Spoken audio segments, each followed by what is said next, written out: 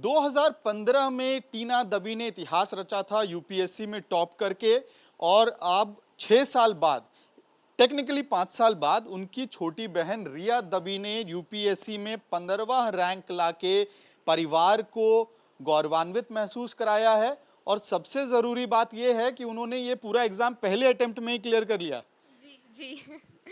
कैसा लग रहा है रिया आपको ये? मतलब काफ़ी ऐसा रिडंडेंट सवाल होता है, कई बार जवाब देना पड़ेगा, लेकिन ये यूपीएससी का पूरा आइडिया कि एग्ज़ाम देना है, इतना प्रीमियर एग्ज़ामिनेशन है, टफ है, उसको इतनी कम एज में अटेम्प्ट करना है और क्लियर करना है, ये आइडिया कहाँ से आया और मोटिवेशन कहाँ से आया?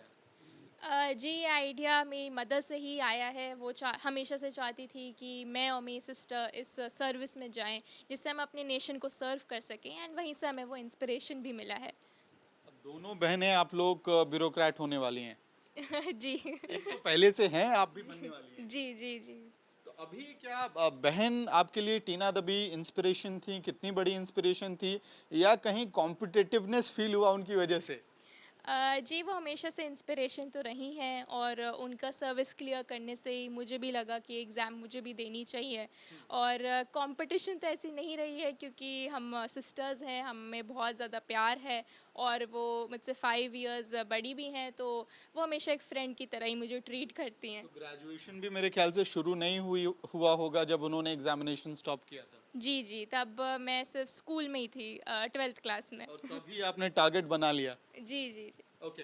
तो इस वक्त हमारे साथ इनफैक्ट परिवार भी है। इन्होंने, रिया ने कहा कि उनकी माँ ने बहुत इंस्पायर किया, दोनों बहनों के लिए एक टारगेट सेट कर दिया था। मैं आपसे जानना चाहूँगा, टारगेट था, चॉइस था, और कैसा महसूस हो रहा है इस वक्त? जी, इस वक़्त मुझे मतलब बेहद खुशी हो रही है और मुझे लग रहा है कि मैंने सब कुछ पा लिया है। मैंने अपनी बेटियों को बेटों से भी बढ़कर पाला है, और एक माँ को बहुत खुशी होती है जब उसे उसकी बेटियों के नाम से जाना जाता है। मतलब उससे अधिक कोई प्रसन्नता हो ही नहीं सकती, मुझे लगता है। मुझे लगता है मैंने सब कुछ पा लिया।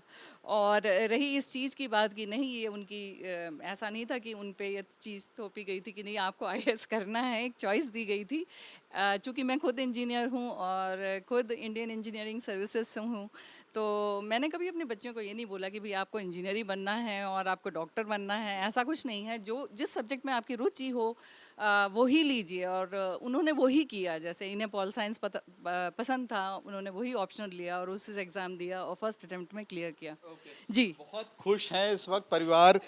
मतलब ऑब्वियस है कि परिवार के लोग बहुत खुश होंगे। रिया दबी के पिता भी हैं हमारे साथ। मैम ने तो कहा कि चॉइस था दोनों बेटियों के लिए। आपने क्या कोई टारगेट इशू किया था मैम की तरह, या आपने छोड़ दिया कि भाई जो करना है दबी सिस्टर्स को वो करें, आपकी बेटियों को जो करना है, और उन्होंने फिर अपना सेल्फ गोल अचीव किया है? नहीं, मैं इसमें ये कहना चाहूँगा, क्योंकि मैं और मेरी वाइफ़ जैसे दोनों यूपीएससी से इंजीनियरिंग सर्विसेज से हैं। फिर मैंने ये ऑब्ज़र्व किया कि जो इंडिया के अंदर अगर जो एक बेस्ट सर्विस कहलाती है और जिसके अंदर आप कुछ अगर करना चाहते हैं, कर सकते हैं, नेशन के लिए कर सकते हैं, आम आदमी के लिए कर सकते हैं, आम पब्लिक के लिए कर सकते हैं, तो वो फिर सिविल सर्विसेज है। और उसमें सर्विसेज में जो प्राइम है वो इंडियन एडमिनिस्ट्रेटिव सर्विस है, जहाँ पर आप कुछ चेंज लाना चाहते हैं वो कर सकते हैं। तो हमारी ये दिल की इच्छा थी कि मेरी दोनों बेटियां आईएएस बने। तो इसके लेकिन हमने कभी उनके ऊपर कोई जोर या कुछ उनसे कहा कि आप अपनी चॉइस, जैसे उनको साइंस मैथ्स भी मिल सकता था, लेकिन उन्होंने खुद अपनी इच्छा से कि हमें ये जो उन्होंने पॉलिटिकल साइंस और इंटरनेशनल रिलेशन जो सब्जेक्ट थे वो लिए, और उसमें दोनों ने ग्रेजुएशन किया है लेडी श्रीराम कॉलेज से, और स्कूलिंग किया है convent of Jesus and Mary से। तो उन्होंने अपने और दोनों स्कूल के अंदर भी, कॉलेज के अंदर भी उन्होंने टॉप किया था दोनों बच्चियों ने। तो फाइनली ये बड़ी खुशी है कि दोनों ने फर्स्ट अटैम्प्ट के अंदर इस जो टफेस्ट हमारा एग्ज़ाम है इंडिया का, सिविल सर्विसेज, और उसमें आईएएस इन दोनों ने क्रैक किया है। इस बात की बहुत खुशी है और हम बहुत प्राउड फील कर रहे हैं इस चीज़ के लिए।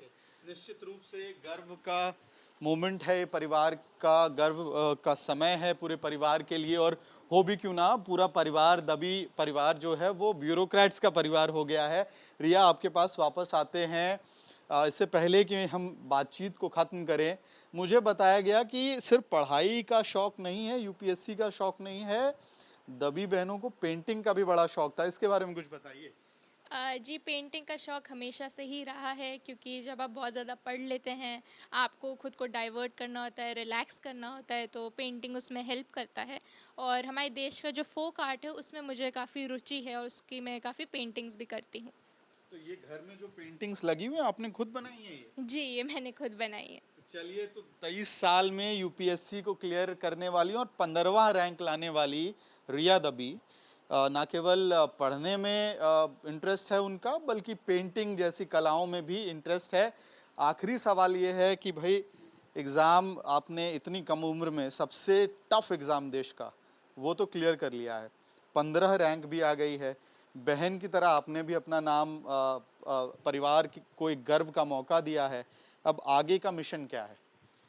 जी, आगे का मिशन तो यही है कि मैं अपनी ट्रेनिंग करूं और अपनी सर्विस में पूरी इच्छा से पूरा काम करूं और अपने देश के लिए काम कर सकूं, इसके लोगों के लिए भी। जी, हमसे बात करने के लिए बहुत बहुत धन्यवाद। तो ये धन्यवाद। थी रिया दबी, और ये है दबी परिवार जो इस वक्त गौरवान्वित महसूस कर रहा है, क्योंकि दोनों बहनों ने 2015 में पहले टीना दबी ने यूपीएससी टॉप किया और अब रिया दबी ने पहले ही अटेम्प्ट में देश के सबसे मुश्किल इम्तिहानों में 15वां रैंक लाया है। और इस वक्त वो खुश हैं और निश्चित रूप से वो कह रही हैं कि आने वाले समय में देश की सेवा करेंगी और देश की सेवा करके इस अपॉर्चुनिटी को जस्टिफाई करेंगी।